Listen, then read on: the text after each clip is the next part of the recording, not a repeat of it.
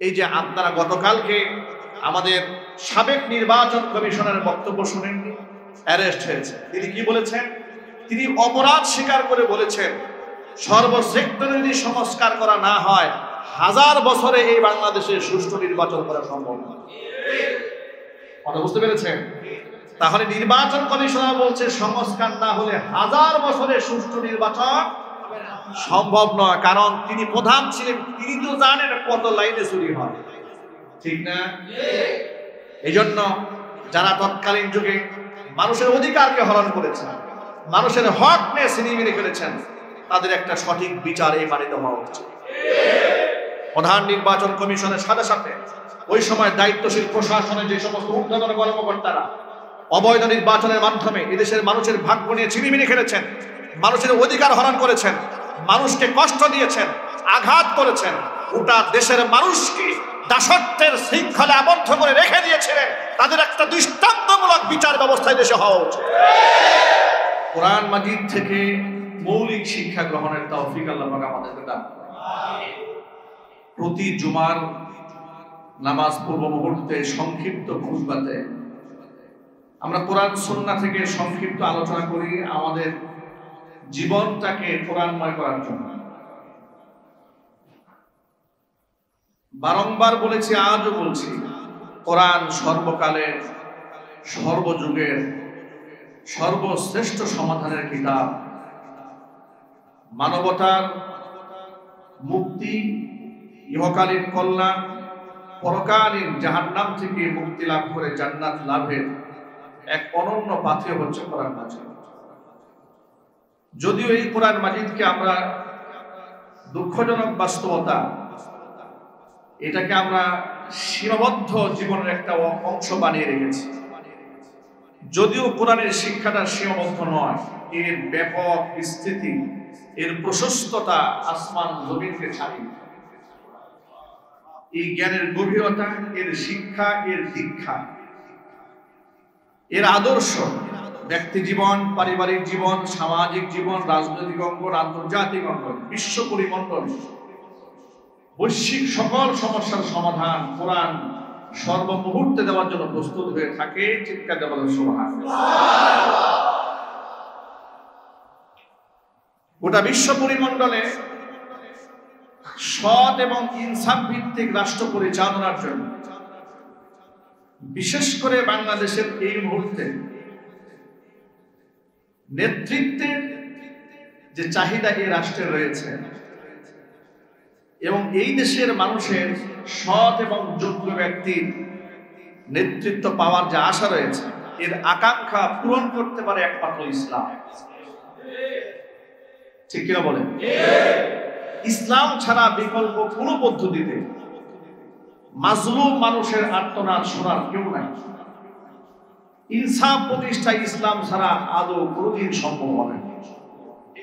যুগ যুগ তার সাক্ষী দিয়েছে, আকাশ জমিন তার সাক্ষী, এনভায়রনমেন্ট তার সাক্ষী, বর্তমান বিশ্ব চরাচর তার সাক্ষী। এই জন্য ইমাম গাজ্জালী রাহমাতুল্লাহি আলাইহি ইহইয়া উলুমিদ্দিন কিতাবের মধ্যে চমৎকার একটা কথা বলেছেন। কথাটা আমি কোট করেছি। ইমাম গাজ্জালী রাহিমাহুল্লাহ বলেছেন, ইলাম আন্না সালতানাতা ওয়াল মুলকা লা ইয়াকুমানি ইল্লা বিদ্দীন। জেনে রেখো তোমরা, রাজত্ব এবং নেতৃত্ব লা ইয়াকুমানি ইল্লা বিদ্দীন, এটা ধর্ম ছাড়া, দিন ছাড়া কখনো প্রতিষ্ঠিত হতে পারবে না। ওয়াদ্দীন লা ইয়াকুমু ইল্লা বিসুলতান, আর দিনও এটা রাষ্ট্র ব্যবস্থা ছাড়া প্রতিষ্ঠিত রাখা সম্ভব নয়। সুতরাং ফাদ্দীনু আসলুন, ধর্ম হচ্ছে মূল ভিত্তি, ওয়াস সুলতানু হারিসুন, আর নেতৃত্ব হচ্ছে তার পাহারাদার। ধর্ম হচ্ছে মূল ভিত্তি, আর ওই ধর্মকে টিকিয়ে রাখার জন্য নেতৃত্ব হচ্ছে তার মূল পাহারাদার। ওয়ামা লা আসলা লাহু ফামাহদুমুন, যার ভিত্তি নাই তার তো ধ্বংস অনিবার্য। ওয়ামা লা হাদিসা লাহু ফাদায়ু, আর যার রক্ষক নাই তার নষ্ট হয়ে যাওয়া অবধারিত। সুবহানাল্লাহ। কত চমৎকার এবং গভীর কথা বলেছেন ইমাম গাজ্জালী রাহিমাহুল্লাহ। কিন্তু আধ্যাত্মিক রাহবার, তিনি বললেন মা লা আসলা লাহু ফামাহদুম, যার ভিত্তি থাকে না তা টিকবে না। কথা ঠিক না বলেন? যদি ফাউন্ডেশন না থাকে এই ইমারত, এই দালান টিকবে না। আবার ধরুন আপনি ফাউন্ডেশন করেছেন, দালানও দিয়েছেন, কিন্তু এর রক্ষক নাই, হেফাজত করার কেউ নাই, এটা কি ঠিক থাকবে না নষ্ট হয়ে যাবে? নষ্ট হয়ে যাবে। ইমাম গাজ্জালী রাহিমাহুল্লাহ নেতৃত্ব এবং দ্বীনকে এভাবে সমন্বয় করেছেন। তিনি বলেছেন দ্বীন ও আসলুন, দ্বীন হচ্ছে, এটা হচ্ছে ভিত্তিমূল একটা রাষ্ট্রের জন্য, আর রাষ্ট্র হচ্ছে সেই দ্বীনের পাহারাদার। রাষ্ট্র যদি ধর্মের পাহারাদারি না করে এই ধর্ম টিকবে না, নষ্ট হয়ে যাবে। এই জন্য ইসলামে খেলাফতের গুরুত্ব অপরিসীম। আপনি কার হাতে নেতৃত্ব দেবেন, কার নেতৃত্ব মানবেন, এটা আপনার মন করা হলে চলবে না যে আমার ভোট আমি দেব, যাকে খুশি তাকে দেব।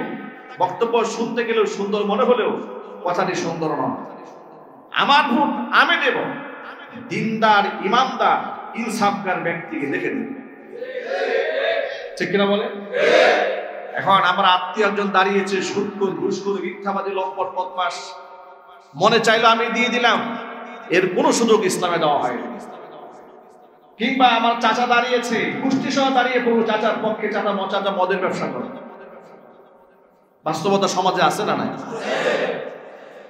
ইসলামকে বিশ্বাস করে না, নেতৃত্বে দাঁড়িয়েছে। ইসলামী আইন কানুনের প্রতি শ্রদ্ধা নাই, সম্মান নাই, নেতৃত্বে দাঁড়িয়েছে। তার পেছনে অসংখ্য লোক দাঁড়িয়ে গেল, হয়তো আত্মীয়তার সম্পর্কে, না হয় বন্ধুত্বের কারণে। এই ব্যাপারে কোরআন কি বলে, আল্লাহ রাসূল সাল্লাল্লাহু আলাইহি ওয়াসাল্লামের হাদিস কি বলে, এই বিষয়টি আপনাদের সামনে আমরা আলোকপাত করব। আমরা বলি ইনশাআল্লাহ।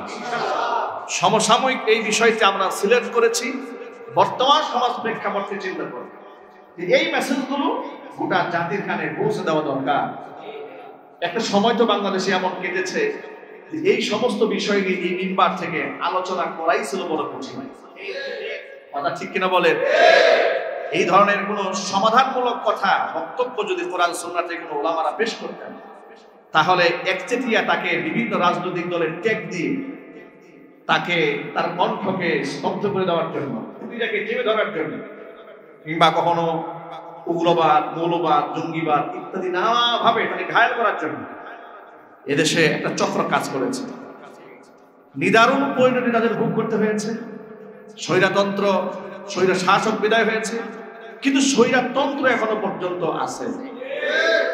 স্বৈর শাসক বিদায় হয়েছে, কিন্তু স্বৈরতন্ত্র বিদায় হয়নি, আর এটা কোনদিন বিদায় হবে না। ইসলাম সারা যা ইমাম গাজ্জালী রাহিমাহুল্লাহ বলেছেন। এবার শুনুন আল্লাহ পাক এই ব্যাপারে কোরআন মাজিদ আল্লাহ পাক আমাদের কি নির্দেশ প্রদান করেছেন। আল্লাহ রাব্বুল আলামিন বলেন, ইন্নাল্লাহা ইয়া'মুরুকুম আন তুআদ্দুল আমানাতি ইলা আহলিহা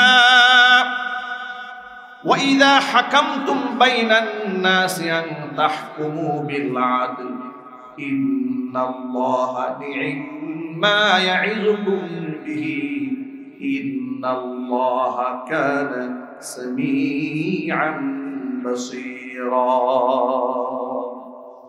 সূরা নিসার 58 নম্বর আয়াত। আল্লাহ পাক বলছেন, ইন্নাল্লাহা, নিশ্চয় আল্লাহ, ইয়া'মুরুকুম, তোমাদেরকে আদেশ করেন, তোমাদেরকে নির্দেশ প্রদান করছেন, আন তুআদ্দুল আমানাতি ইলা আহলিহা, তোমরা আমানতকে তার যোগ্য ব্যক্তির হাতে হস্তান্তর করবে। ওয়া ইযা হাকামতুম বাইনান নাস, যখন তোমরা মানুষের মধ্যে বিচার কার্য করবে, সালিসি করবে, ফয়সালা করবে, আন তাহকুমু বিল আদলি, ন্যায়পরায়ণতার সাথে তোমরা ফয়সালা করবে। পার্সিয়ালিটি করা যাবে না, স্বজনপ্রিয়তা দেখানো যাবে না, ইনসাফ ভিত্তিক বিচার কার্য পরিচালনা করতে হবে। এরপর আল্লাহ নিজে আবার বলছেন, ইন্নাল্লাহা নি'মা ইয়া'যুকুম বি, আল্লাহ যে তোমাদের উপদেশ দিচ্ছেন সেটা কতই না উত্তম। ইন্নাল্লাহা কানা সামিআন বাসীরা, আল্লাহ পাক সর্বশ্রোতা, তিনি সব শুনতে পান, বাসীরা, তিনি সব দেখতে পান। আমরা যা করছি, আমরা যা বলছি, সব আল্লাহ শুনতে পান না? আল্লাহ পাক সব দেখতে পান না? আল্লাহ পাক দেখতে পান। সূরা নিসার এই 58 নম্বর আয়াতে আল্লাহ যে বললেন, ইন্নাল্লাহা ইয়া'মুরুকুম, নিশ্চয় আল্লাহ তোমাদেরকে হুকুম দিচ্ছেন, আন তুআদ্দুল আমানাতি ইলা আহলিহা, আমানতকে তার যোগ্য ব্যক্তির হাতে অবশ্যই তোমরা হস্তান্তর করবে, এটা ফরজ। এটা কি? আরো জোরে বলতে হবে, এটা কি? তাফসীরে কুরতুবী, তাফসীরে বাইজাবি, তাফসীরে জালালাইন সহ অসংখ্য তাফসীরে এই আমানতের ব্যাখ্যার মধ্যে সমব্যাখ্যা রয়েছে। আমানত বলতে কি বোঝানো হয়েছে, কোন আমানতকে আমরা যোগ্য ব্যক্তির হাতে আমরা হস্তান্তর করেছি। এখানে কথার আমানত, টাকা পয়সার আমানত, এমনকি অধিকাংশ মুফাসসিরিন কেরাম নেতৃত্বের আমানতের কথা উল্লেখ করেছে, যে নেতৃত্ব আপনি কার হাতে সুপর্দ করে দেবেন। তারা বলেছেন আল্লাহ পাক এখানে হুকুম করেছেন ইনসাফগার ব্যক্তি, ন্যায়পরায়ণ শাসক, যার ঈমান, আখলাক, চরিত্র, আমানতদারিতা, শিষ্টাচার, মানুষের মধ্যে ইনসাফ প্রতিষ্ঠার যোগ্যতা যার মধ্যে আছে, এমনকি যার নিজের চরিত্র ভালো, তাকওয়াবান, মুমিন, মুসলমান এবং পুরুষ, অবশ্যই এই সমস্ত ব্যক্তিদের হাতে তোমাদের নেতৃত্বের ভার তুলে দিতে হবে। চিৎকার দেন সুবহানাল্লাহ। নারীদের হাতে নেতৃত্ব তুলে দেওয়ার ন্যূনতম কোন প্রকারের বৈধতা ইসলাম প্রদান করে। ইসলাম পুরুষের হাতে নেতৃত্ব প্রদানের নির্দেশ দিয়েছে, অবশ্যই সেই পুরুষ মুমিন এবং মুসলমান হতে হবে। গণতন্ত্রের বুড়িয়া উড়িয়ে অমুসলিমকে শাসক বানিয়ে তার পিছনে নামাজি ব্যক্তিরা দৌড়াচ্ছে। দুঃখজনক বাস্তবতা, যেই ব্যক্তির মধ্যে পরকাল সম্পর্কে ঈমান নাই, আল্লাহর কাছে জবাবদিহিতার ভয় নাই, এমন ব্যক্তি সমাজে ইনসাফ প্রতিষ্ঠা করবে, সৎ নেতৃত্ব দেবে, এই ধরনের চিন্তা করাটা এটা পাগলামি ছাড়া কি আর কিছু হতে পারে? অনুরূপ ভাবে যেই লোকটা নামাজ পড়ে না, প্রতিদিন রবের 5 বার হুকুম লঙ্ঘন করে, কতবার? সীমা লঙ্ঘন তো 1000 বার করে। মৌলিক ভাবে 5 বার সে শুধু লঙ্ঘন করে না, 5 বার সে কুফরি করে। 5 ওয়াক্ত নামাজ যে ব্যক্তি ছেড়ে দেয়, সে কতবার কুফরি করে রবের সাথে? 5 বার সে রবের সাথে কুফরি করে, প্রতিদিন 5 বার। যে লোক তার স্রষ্টার সাথে প্রতিদিন 5 বার কুফরি করে, সেই লোক তার অধীনস্থ ব্যক্তিদের সাথে ইনসাফ করবে, এর আশা আপনারা করেন কি? ঠিক কিনা জোরে বলেন। এই জন্য ইমাম গাজ্জালী রাহিমাহুল্লাহ বলেছেন যে রাষ্ট্র ছাড়া ধর্মের পাহারাদারি হবে না, আর ধর্ম ছাড়া রাষ্ট্র বিকল হয়ে যাবে, এটা ধ্বংস হয়ে যাবে। উভয় উভয়ের পরিপূরক। যার দরুন সাহাবায়ে কেরাম নেতৃত্বটাকে অত্যন্ত গুরুত্বের সাথে তারা সমাজের মধ্যে বাস্তবায়ন করেছেন, যোগ্য ব্যক্তির হাতে তারা নেতৃত্ব তুলে দিয়েছেন। মানুষ আবেগপ্রবণ, ভালোবাসার মধ্যে আটকে যায়, আবেগে আটকে যায়। ইসলাম মানুষকে হুকুম করেছে আন তুআদ্দুল আমানাতি ইলা আহলিহা, ইনসাফগার ব্যক্তির হাতে তোমার নেতৃত্ব তুলে দিবে। ইনসাফ প্রতিষ্ঠা কাকে বলে একটু লক্ষ্য করেন। ওমর রাদিয়াল্লাহু তাআলা আনহু শুনতে পেলেন তার ছেলে আব্দুর রহমান ইবনে ওমর মিশরে তিনি মদ্যপান করেছেন। এই সংবাদ তার কানে আসা মাত্র হযরত ওমর রাদিয়াল্লাহু তাআলা আনহু মিশরের দায়িত্বশীল গভর্নর আমর ইবনুল আস রাদিয়াল্লাহু তাআলা আনহুর কাছে চিঠি লিখলেন, আমার ছেলে আব্দুর রহমান মদ পান করেছে, যদি এটা প্রমাণিত হয় শরীয়তের হদ তার উপর কায়েম করা হোক। শরীয়তের হদ কি? হদ হচ্ছে তাকে 80টা ব্যত্যাঘাত করা হবে, সজোরে সজোরে 80টা ব্যত্যাঘাত করা হবে। এই শাস্তি কার্যকর করা হবে আমার ছেলের উপরে যদি তা প্রমাণিত হয়। কোন কোন বর্ণনার মধ্যে এসেছে সেই হদ ওমর রাদিয়াল্লাহু তাআলা নিজের সামনে হয়েছে। কোন কোন বর্ণনার মধ্যে পাওয়া যায় যিনি শাস্তি প্রদান করছিলেন তিনি একটু আস্তে আঘাত করছিলেন হৃদয়ে, তার হাত থেকে লাঠিটা উঠাই নিয়ে হযরত ওমর এত জোরে নিজের ছেলের উপর আঘাত করেছিলেন যে আঘাতে তার সন্তানের মৃত্যু হয়েছিল। আপনি একটু আন্দাজ করতে পারেন হযরত ওমর সম্পর্কে আল্লাহর নবী সাল্লাল্লাহু আলাইহি ওয়াসাল্লাম বলেছেন, যে পথে ওমর হাঁটে সেই পথে শয়তান হাঁটতেও সাহস পায় না। ইসলামী নেতৃত্ব, ইসলামের লিডারশিপ এটা অত্যন্ত গুরুত্বপূর্ণ, যার দরুন 60 শ্রেণীর মানুষ যাদেরকে আল্লাহ আরশের ছায়াতলে স্থান দেবেন, এই 60 শ্রেণীর কথা বলতে গিয়ে নবী করিম সাল্লাল্লাহু আলাইহি ওয়াসাল্লাম সবার আগে ন্যায়পরায়ণ শাসকের কথা বলেছেন। জোরে বলেন আল্লাহু আকবার। একদিক থেকে শাসক যদি জালেম হয় তার শাস্তি যেমন মারাত্মক, শাসক যদি ইনসাফগার হয় তাহলে তার পুরস্কারটাও মস্ত বড়।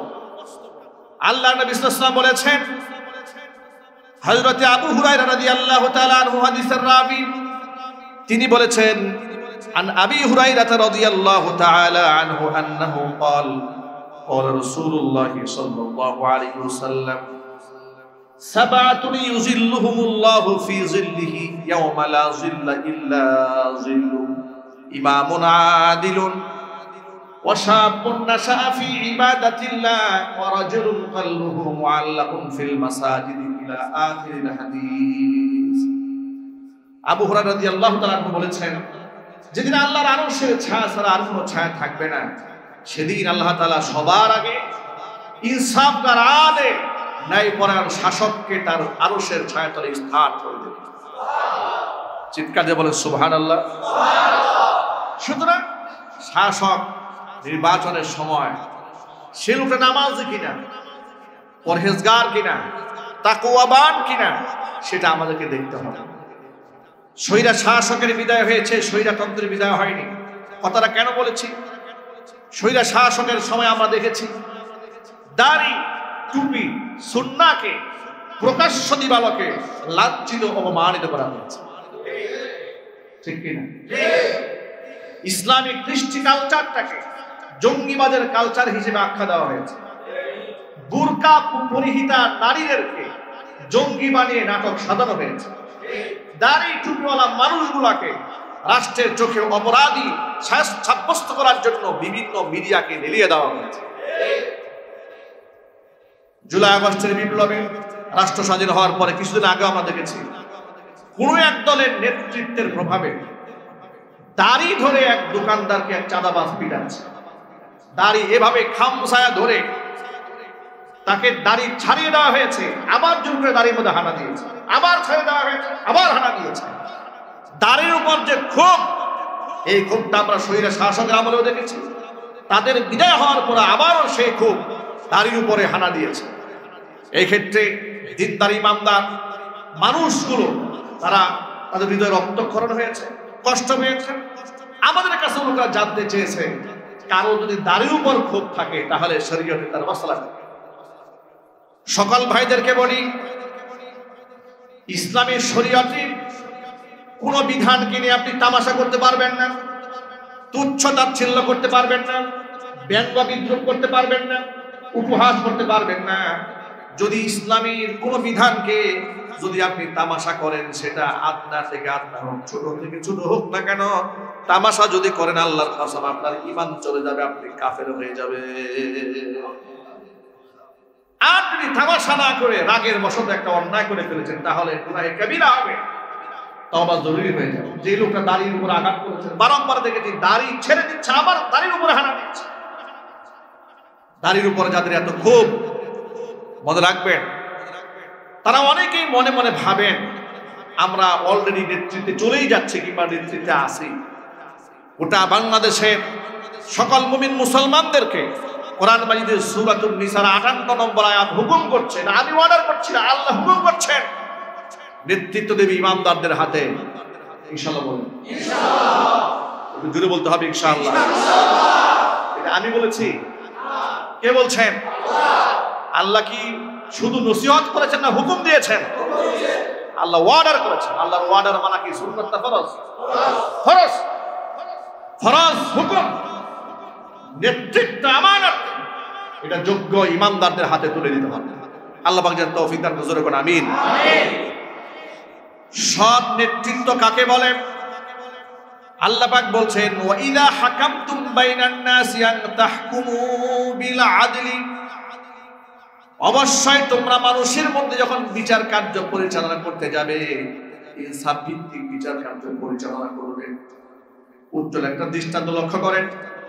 হযরত ওমর রাদিয়াল্লাহু তাআলা আনহু শাসনামলে আল্লাহর নবী সাল্লাল্লাহু আলাইহি ওয়াসাল্লামের কলিজার টুকরা মেয়ে ফাতিমাতুজ জাহরা রাদিয়াল্লাহু তাআলা আনহার জামাতা হযরত আলী কাররামাল্লাহু ওয়াজহা হযরত উমরের কাছে মামলা দায়ের করলেন এক ইহুদির বিরুদ্ধে।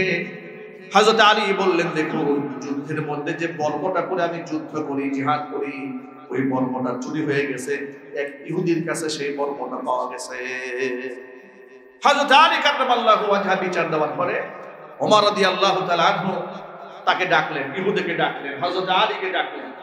উভয় দাঁড়িয়েছে বাদী বিবাদী।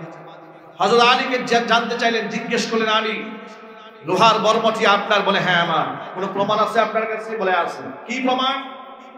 আমার ছেলে হাসান, আমার ছেলে হুসাইন, তারা সাক্ষ্য দেবে, আমার দুই ছেলে সাক্ষ্য দেবে বর্মটি আমার। তিনি বললেন, হযরত ওমর বললেন, আলী, ইসলামী শরীয়তে নিজের ঔরজার সন্তান বাবার পক্ষে সাক্ষী হতে পারে না। সুবহানাল্লাহ বলবেন না? কেন? বাবা অপরাধী হলেও, মিথ্যাবাদী হলেও পার্সিয়ালিটি হওয়ার সুযোগ থাকে। হযরত আলী কাররামাল্লাহু ওয়াজহা খলিফাতুল মুসলিমিনকে জিজ্ঞেস করলেন, আমিরুল মুমিনিন, আপনি কি হাসান এবং হুসাইনের ব্যাপারে এই সন্দেহ পোষণ করছেন, যার ব্যাপারে নবী করিম সাল্লাল্লাহু আলাইহি ওয়াসাল্লাম বলেছেন, ওয়াল হাসান ওয়াল হুসাইন সাইয়্যিদা শাবাবি আহলিল জান্নাহ, হাসান এবং হুসাইন জান্নাতি যুবকদের সর্দার হবে? হযরত ওমর বললেন, হযরত আলী, হাসান হুসাইন সত্য কথা বলবে, কোনো সন্দেহ আমার নাই, কিন্তু ইসলামী শরীয়তের মূলনীতি হচ্ছে বাবার পক্ষে সন্তান সাক্ষী দিতে পারবে না। হাসান হুসাইন জান্নাতি, মানুষ তারা মিথ্যা কথা বলবে না, এটা আমি জানি। এরপরেও শুধুমাত্র আইনের দিক থেকে বেইনসাফ যেন না হয়ে যায়, আজকে যদি আমি এই রাইটার সুযোগ করে দেই, বাবার পক্ষে চিরদিন কিয়ামত পর্যন্ত মানুষগুলা, সন্তানেরা বাবার পক্ষে সাক্ষী দেওয়ার সুযোগ পেয়ে যাবে। এই সুযোগটা আমি দিতে পারবো না, আপনি অন্য সাক্ষী দাঁড় করান। তিনি বলেন, আমার গোলাম আছে, গোলাম সাক্ষী দেবে। হযরত আলী কাররামাল্লাহু ওয়াজহার কথা শুনে ওমর রাদিয়াল্লাহু তাআলা আনহু বলছেন, আপনার গোলাম, আপনি মুনিব, তো মুনিবের পক্ষে গোলাম কথা বলবে, এটা স্বাভাবিক, এই সাক্ষ্য গ্রহণযোগ্য নয়, আপনি অন্য কোনো সাক্ষী দাঁড় করান। সুবহানাল্লাহ বলবেন? সুবহানাল্লাহ। কোন সাক্ষী দাঁড় করাতে না পেরে ইহুদি এতক্ষণ পর্যন্ত এই বক্তব্যগুলো দাঁড়িয়ে শুনতে পাচ্ছেন, শুনছেন। সে তো জানে যে অপরাধটা আসলে কে করেছে। সে যে চুরির বর্ম নিয়ে দাঁড়িয়ে আছে, কেউ না জানলেও ইহুদি নিজে তো জানে, ঠিক কিনা? ইসলামের এই সুন্দর বিচার ব্যবস্থা দেখে এবার হযরত ওমর রাদিয়াল্লাহু তাআলা রায় দিয়ে দিলেন, হযরত আলী, যেহেতু আপনি আপনার পক্ষে যথেষ্ট পরিমাণ সাক্ষ্য প্রমাণ দাঁড় করাতে পারেননি, তাহলে আপনার দাবির পক্ষে আমি রায় দিতে পারছি না। এটা যার হাতে রয়েছে, কারণ যার দখলে সম্পদ থাকে তারই মালিকানা বলে গণ্য হয় যদি প্রমাণ আপনি দাঁড় করাতে না পারেন। সুতরাং ইহুদির পক্ষে তিনি রায় দিয়ে দিলেন। রায় দিয়ে দেওয়া মাত্র ইহুদি কাঠগড়ায় দাঁড়িয়ে বলছেন, আমিরুল মুমিনিন, আমাকে একটু কথা বলার সুযোগ দেন। এবার তাকে কথা বলার সুযোগ দিয়ে দেওয়া হলো। তিনি বললেন, খলিফা, আমি আশ্চর্য হয়েছি, কেমন জীবন ব্যবস্থা, এ কেমন বিচার ব্যবস্থা। আহলে বাইতের সদস্য আমার বিরুদ্ধে মামলা দায়ের করছে, তার পক্ষে রায় গেল না, আমি একজন অমুসলিম, আমার পক্ষে রায় চলে এসেছে। আল্লাহর কসম করে বলি, বর্মটা আমার নয়, বর্মটা হযরত আলী। ইসলামের এই সুন্দর বিচার ব্যবস্থা দেখে, ইসলামের সত্যতা উপলব্ধি করতে পেরে, আজকের এই বিচার কার্যালয়ের ভিতরে আপনাদের সকলকে সাক্ষী রেখে কালিমার ঘোষণা দিয়ে দিচ্ছি। তিনি বললেন, লা ইলাহা ইল্লাল্লাহু মুহাম্মাদুর রাসূলুল্লাহ সাল্লাল্লাহু আলাইহি ওয়াসাল্লাম। প্রিয় ভাইরা, আল্লাহ বলছেন, ওয়া ইযা হাকামতুম বাইনান নাস আন তাহকুমু বিল আদল, যখন তোমরা মানুষের মধ্যে বিচার কার্য পরিচালনা করতে যাবে, ইনসাফ ভিত্তিক বিচার করবে। সুবহানাল্লাহ বলবেন না? সুবহানাল্লাহ। এটা তো তাদের দ্বারাই সম্ভব যাদের আল্লাহর কাছে জবাবদিহিতার ভয় আছে। যে ব্যক্তি আল্লাহকে বিশ্বাস করে, পরকালকে বিশ্বাস করে, এই বিশ্বাস যার অন্তরে নাই, সেই ব্যক্তির কাছ থেকে ইনসাফ আশা করা যায় না। আরো চিৎকার দিয়ে বলুন, আশা করা যায় না। এই জন্য সমাজে সব নেতৃত্ব ইমানদার নেতৃত্ব আনার জন্য চেষ্টা করতে হবে, তা না হলে ঘুষ, দুর্নীতি, স্বজনপ্রিয়তা কিয়ামত পর্যন্ত দূর হবে না। এই যে আপনারা গতকালকে আমাদের সাবেক নির্বাচন কমিশনের বক্তব্য শুনেন, অ্যারেস্ট হয়েছে, তিনি কি বলেছেন? তিনি অপরাধ স্বীকার করে বলেছেন সর্বসেক্টরে যদি সংস্কার করা না হয় 1000 বছরে এই বাংলাদেশে সুষ্ঠু নির্বাচন করা সম্ভব না। কথা বুঝতে পেরেছেন? তাহলে নির্বাচন কমিশনার বলছে সংস্কার না হলে 1000 বছরে সুষ্ঠু নির্বাচন সম্ভব নয়। কারণ তিনি প্রধান ছিলেন, তিনি তো জানেন কত লাইনে চুরি হয়, ঠিক না? এই জন্য যারা তৎকালীন যুগে মানুষের অধিকারকে হরণ করেছেন, মানুষের হক নিয়ে ছিনিমিনি করেছেন, তাদের একটা সঠিক বিচার এই মানিতে হওয়া উচিত। প্রধান নির্বাচন কমিশনের সাথে সাথে ওই সময় দায়িত্বশীল প্রশাসনের যে সমস্ত ঊর্ধ্বতন কর্মকর্তারা অবৈধ নির্বাচনের মাধ্যমে এদেশের মানুষের ভাগ্য নিয়ে ছিনিমিনি খেলেছেন, মানুষের অধিকার হরণ করেছেন, মানুষকে কষ্ট দিয়েছেন, আঘাত করেছেন, গোটা দেশের মানুষকে দাসত্বের শৃঙ্খলে আবদ্ধ করে রেখে দিয়েছিলেন, তাদের একটা দৃষ্টান্তমূলক বিচার ব্যবস্থায় দেশে হওয়া উচিত। আর এটা তখনই হবে যখন আপনি ইনসাফগার ব্যক্তির হাতে ফয়সালা করার দায়িত্ব দেবেন। যদি চোরে চোরে মাস্তাতো ভাই হয়ে যায় তাহলে কি বিচার হবে? না, বিচার হবে না, আবারও প্রহসন হবে, আবার এদেশের মানুষ জুলমের শিকার হবে। আমি বর্তমান প্রেক্ষাপটে আপনাদের কাছে এই মেসেজটা পৌঁছে দেওয়ার জন্যই মূলত আজকে আয়াতটি আপনাদের সামনে তেলাওয়াত করেছি এবং এই বিষয়ে কথাবার্তা বলছি। যেহেতু একজন দ্বীনের দায়ী হিসেবে, আলেম হিসেবে, রাহবার হিসেবে এটা আমার উপর অর্পিত দায়িত্ব এই হক কথাগুলো আপনাদের কান পর্যন্ত পৌঁছে দেওয়া। যদি পৌঁছে না দেয়, কাল কিয়ামতের ময়দানে আমাকেও আসামির কাঠ করায় দাঁড়িয়ে কেন দাঁড়াতে হবে শোনেন। নবী করিম সাল্লাল্লাহু আলাইহি ওয়াসাল্লাম বলেছেন, আলা কুল্লুকুম রাইন ওয়া কুল্লুকুম মাসউলুন আন রাইয়াতিহি, তোমরা প্রত্যেকেই দায়িত্বশীল আর প্রত্যেকের দায়িত্বের ব্যাপারে আল্লাহর আদালতে তোমাদেরকে জবাবদিহিতা করতে হবে। আল ইমামু রাইন ওয়াল মাসউলু আন রাইয়াতিহি, স্পষ্ট করে হাদিসের মধ্যে এসেছে আল ইমামু রাইন, ইমাম দায়িত্বশীল, ইমামকে তার দায়িত্বের ব্যাপারে আল্লাহর আদালতে জবাবদিহিতা করতে হবে। সুতরাং আল্লাহর নির্দেশকে আপনাদের সামনে আমরা উপস্থাপন করেছি, আল্লাহর হুকুমকে আপনাদের সামনে উপস্থাপন করেছি। এবার আপনার নেতৃত্বের আমানতটাকে আপনি কার হাতে সুপর্দ করবেন সেটা আপনি আপনার বিবেককে প্রশ্ন করুন। যার মধ্যে নামাজ নাই, যার মধ্যে আল্লাহ নাই, যার মধ্যে আল্লাহর পরকালের চিন্তা নাই, যার মধ্যে ইনসাফ নাই, যার মধ্যে জুলম আছে, যার আমল আখলাকের মধ্যে টেন্ডারবাজি আছে, চান্দাবাজি আছে, শোষণ আছে, মাদক কারবারি আছে, চুরা কারবারি আছে, এমনকি সিন্ডিকেট বাণিজ্য আছে, এই সমস্ত ব্যক্তিরা সমাজের মধ্যে আধিপত্য বিস্তার করে বসে থাকবে আর আমরা সারা জীবন জুলমের বিরুদ্ধে ওয়াজ করে যাব, জুলম দেশ থেকে কোনোদিন বন্ধ হবে না। ঠিক না জুলে বলেন? কোনোদিন এটা বন্ধ হবে না।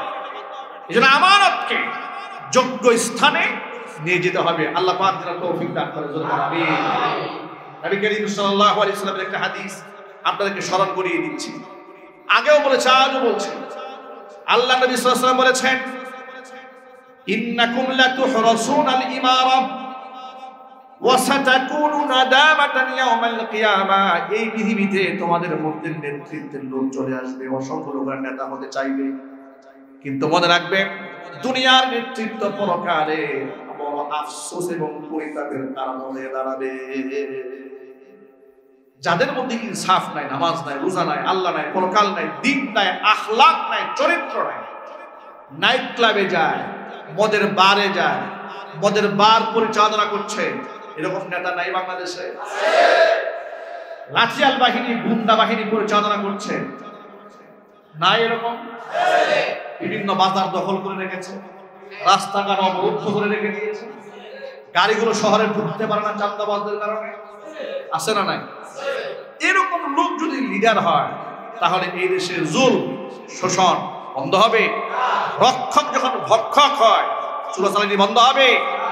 বন্ধ হবে। এটা তখনই বন্ধ হবে আন তুআদ্দুল আমানাতি ইলা আহলিহা, যখন তোমরা সৎ এবং যোগ্য ব্যক্তির হাতে নেতৃত্বটাকে আমানতের এই নেতৃত্বের আমানতকে পৌঁছে দিতে পারবে, তখন অবশ্যই তোমাদের মনে রাখতে হবে। দেখুন, কয়েকটা গুণ আমাদের মধ্যে থাকতে হবে নেতৃত্বের জন্য। ইসলামী শরিয়াতে যে সমস্ত গুণাবলী থাকা দরকার সেগুলো আপনাদের সামনে রাখতে হবে, তাহলে বুঝতে পারবেন আসলে হকদার কে। ফুকাহায়ে কেরাম বলেছেন, 1 নাম্বার হচ্ছে ইসলামী বিশ্বাস এবং তাকওয়া। যিনি লিডার হবেন নেতা হবেন, অমুসলিম হওয়ার কোনো সুযোগ নাই। তাকে অবশ্যই মুসলিম হতে হবে, আল্লাহভীরু হতে হবে এবং সুন্নতের পাবন্দ হতে হবে। হালাল হারাম জায়েজ নাজায়েজ কবিরা গুনাহ থেকে তাকে বাঁচতে হবে। আখলাক এবং চরিত্রের পরীক্ষায় উত্তীর্ণ হতে হবে। চারিত্রিক অবক্ষয় যদি কোনো লিডারের থাকে, সেই ব্যক্তি নেতৃত্বের যোগ্যতা হারিয়ে ফেলবে। বুদ্ধিমত্তা এবং নেতৃত্বের দক্ষতা, বিচক্ষণ ইন্টেলিজেন্ট হতে হবে। বেওকুফ কিন্তু ইমানদার নেতা হতে পারবে। এরকম লোক আছে সমাজ, খুব নামাজি কিন্তু একদম অসচেতন সমাজ সম্পর্কে, এমন ব্যক্তিও নেতা হতে পারবে না। বিচক্ষণতার সাথে দূরদর্শিতার সাথে সিদ্ধান্ত গ্রহণ করতে হবে। বিচক্ষণতার সাথে এবং সাথে সাথে তাকে জ্ঞান থাকতে হবে। রাষ্ট্র পরিচালনার, শরীয়তের বৈধ অবৈধ ইনসাফ সম্পর্কে হালাল হারামের জ্ঞান তার মধ্যে থাকতে হবে। 5 নাম্বার, শক্তি এবং সাহসিকতা থাকতে হবে। শক্তি এবং সাহসিকতা যদি থাকে, বিজয় আল্লাহ পাক কেমনে দান করেন। ইরানের দিকে তাকিয়ে দেখেছেন না আপনারা? পৃথিবীর পরাশক্তি রাষ্ট্র, পুরা পৃথিবীবাসী তাকিয়ে থাকলে মনে হয় ইরান পরাজিত হয়ে যাবে, পরাজিত হয়ে যাবে। আজকে পত্রিকায় পেলাম ডোনাল্ড ট্রাম্প শুধু ইরানের খামির প্রশংসা করেননি, তার সাহসিকতার প্রশংসা করে তাকে 30 বিলিয়ন মার্কিন ডলার দেওয়ার প্রস্তাবনা পেশ করেছে। ভাবা যায়, কথা আছে না, সত্যের ভক্ত নরমের জন। তারা যদি পরমাণু কর্মসূচি থেকে পিছিয়ে আসতেন পশ্চিমাদের কথায়, তাহলে তার অবস্থা, খামেনির অবস্থা গাদ্দাফির মতো হতো। ঠিক কিনা যদি বলেন? গাদ্দাফির যে অবস্থা হয়েছে, খামেনির অবস্থা তাই হতো। কিন্তু তারা আল্লাহর উপর তাওয়াক্কুল করে ঈমানি বলিয়ান হয়ে কাফের বেঈমানদের রক্ত চক্ষুকে উপেক্ষা করে চোখে চোখ রেখে সিদ্ধান্ত গ্রহণ করেছে, অবিচল থেকেছে। আল্লাহ তাআলা তাদেরকে বিজয় দান করেছেন। কাফেররা শুধু পরাজিতই হন নাই, নমনীয় হয়েছেন। এমনকি নমনীয় হয়ে উল্টা তাদেরকে কেনার জন্য চেষ্টা করছেন। চিৎকার দেন সুবহানাল্লাহ। এই জন্য আপনাদেরকে নেতৃত্ব যার মধ্যে থাকবে, অবশ্যই তার মধ্যে শক্তি এবং সাহসিকতা, এটা যদি না থাকে তাহলে তিনি ইসলামের শরীয়তে নেতৃত্বের যোগ্যতা হারিয়ে ফেলবে। এবং অবশ্যই তাকে পুরুষ হতে হবে। রাষ্ট্রের মূল অবকাঠামোর দায়িত্বে নারী হওয়ার কোনো সুযোগ ইসলামে আছে নাকি? আরো যদি বলতে হবে আছে। এই কথা বললে অনেকে কষ্ট পেতে পারেন। আমি আলেম হিসেবে দায়িত্ব হচ্ছে আপনার কান পর্যন্ত আওয়াজ পৌঁছে দেওয়া, ঠিক কিনা? সিদ্ধান্ত নেওয়ার দায়িত্ব আপনার। অধিকাংশ ফিট এবং রাষ্ট্রের প্রধান, নেতা এবং খলিফা এবং পুরুষ হবে। কিন্তু অন্যান্য প্রশাসনিক দায়িত্ব, রাষ্ট্রের যে কত দায়িত্ব থাকে না, উপজেলা নির্বাহী কর্মকর্তা, টিএনও, ইউনো ইত্যাদি, কিংবা মাদ্রাসার প্রিন্সিপাল, টিচার, এক্ষেত্রে নারী হতে পারবে, অসুবিধা নেই। বিভিন্ন সেক্টর প্রধান নারী হলে অসুবিধা নেই। রাষ্ট্রপ্রধান গুরুত্বপূর্ণ সাবজেক্ট, এক্ষেত্রে অবশ্যই পুরুষ হওয়া জরুরি। চিল্লাকন সুবহানাল্লাহ। কথাটা মনে থাকবে ইনশাআল্লাহ। এবং তাকে মুক্ত স্বাধীন হতে হবে। তিনি যেন এমন কথা বলতে না পারেন যে আমার তো কিছু করার নাই, আমি বাধ্য হয়ে হুজুরদের কোমরের মধ্যে গামছা লাগিয়েছি। কথা বুঝলেন মনে হয়? আপনাদেরকে একটি ইতিহাস শোনায়। 2021 সালে নরেন্দ্র মোদী, পৃথিবীর কুখ্যাত সন্ত্রাসী, এই খুনিকে বাংলাদেশে যখন সংবর্ধনা দেওয়ার প্রস্তুতি চলছিল, ওলামায়ে কেরাম প্রতিবাদ জানালেন।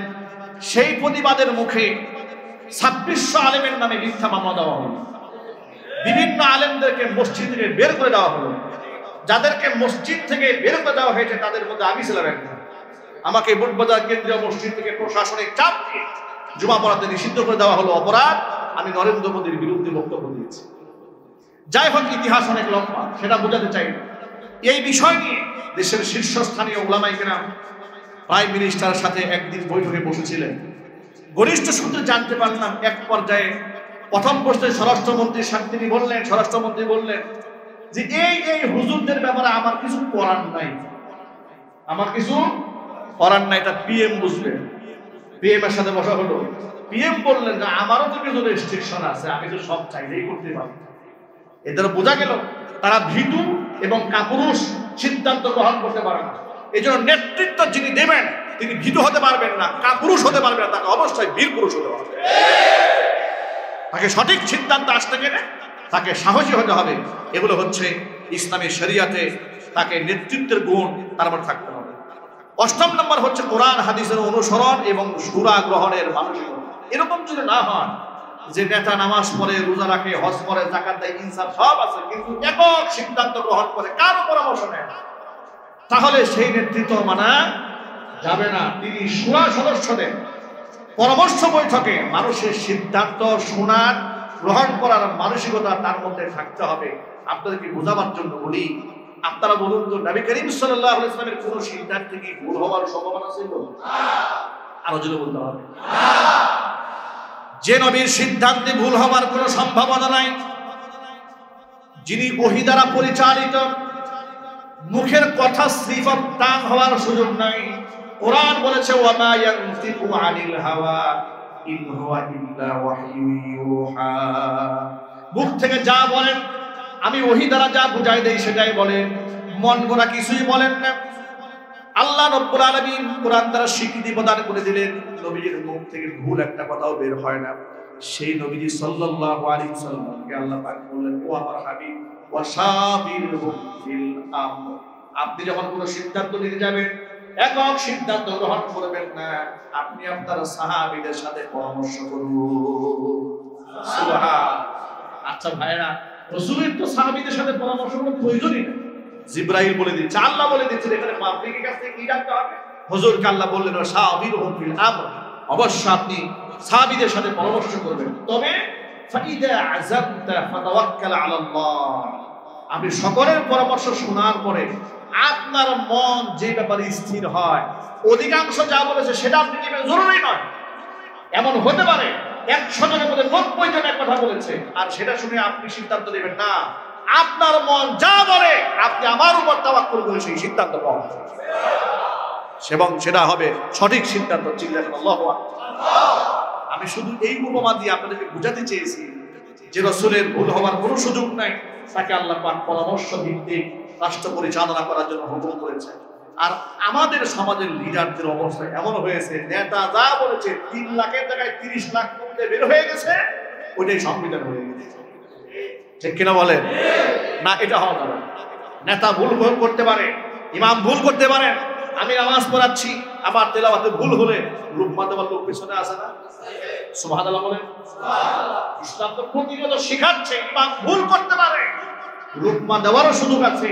ইমাম যদি লুকমা গ্রহণ করে তাহলে তো যোগ্য ইমাম। ইমাম যদি লুকমা গ্রহণ না করে এই অহংকার নিয়ে দাঁড়িয়ে থাকেন, বেটা সাহস কত, আমি ইমাম, আমি ভুল করেছি, আমার পেছনে তুমি কথা বললে কেন, আওয়াজ তুললে কেন, এই যদি তার মানসিকতা হয়, ওই ইমামের পিছনে কি আর নামাজ পড়া যাবে? সুতরাং যে ব্যক্তি মুসলিম সমাজের লিডার হবে, মানুষের পরামর্শ নেওয়ার যোগ্যতা থাকতে হবে, এবং সঠিক পরামর্শ দিলে সেটা গ্রহণ করার মতো মানসিকতাও থাকতে হবে। আল্লাহ রাব্বুল আলামিন যোগ্য আমানতের এই নেতৃত্বকে সমাজের যোগ্য ব্যক্তিদের হাতে, ইমানদার ব্যক্তিদের হাতে, তাকওয়াবান পরহেজগার মানুষের হাতে, সাহসী খোদাভীরু আল্লাহভীরু পরকালমুখী মানুষের হাতে হস্তান্তর করার তৌফিক আমাদেরকে দান করেন, এবং একটি কোরআনময় একটি সুন্দর সমাজ বিনিময়ের তৌফিক আল্লাহ পাক আমাদেরকে দান করেন। আমরা বলি আমিন। ওয়া আখিরু দাওয়ানা আনিল হামদুলিল্লাহি রাব্বিল আলামিন। ক্বাবলা আল জুমআ 4 রাকাত সুন্নাত নামাজ আদায় করেন মেহেরবানি।